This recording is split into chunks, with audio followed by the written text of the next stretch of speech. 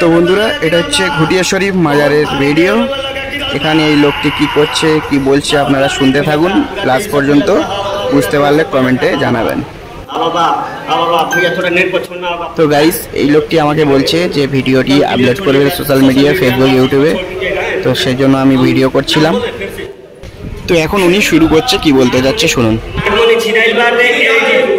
सिपाही बाबा का पतो छिलने बड़ी नागमणि बलिस्टर का परिवार नागमणि हाँ बहुत भारी देव से बाबा रोगा शरण में गिरल बनी। हाँ बाबा नागमणि छिनाइल बटे आ खिदिरपुर के लड़की के बताओ गए तो ओकर माई भुलाइल बड़ी दुई जगह बड़ी। हाबड़ा में बड़ा बाजार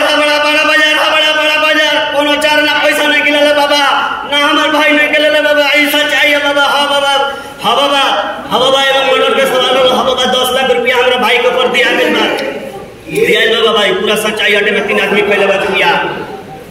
मुकेश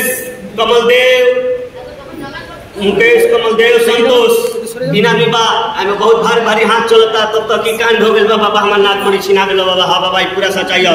हाँ पूरा एड्स के बीमारी धलल बा, हड़िया बर्तन सब धलल बा हमारा घर में।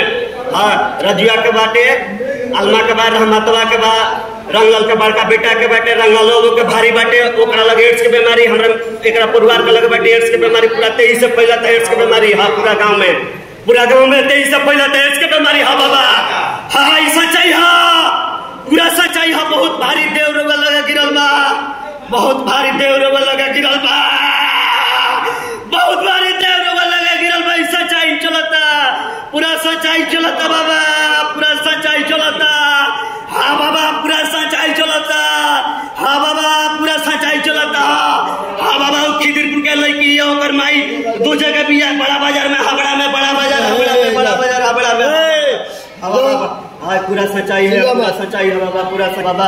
हाँ बाबा তো বন্ধুরা, আজকের ভিডিও এই পর্যন্ত। কিছু বুঝতে পারলে কমেন্ট করবেন, আমার চ্যানেলে প্রথম হলে সাবস্ক্রাইব করবেন।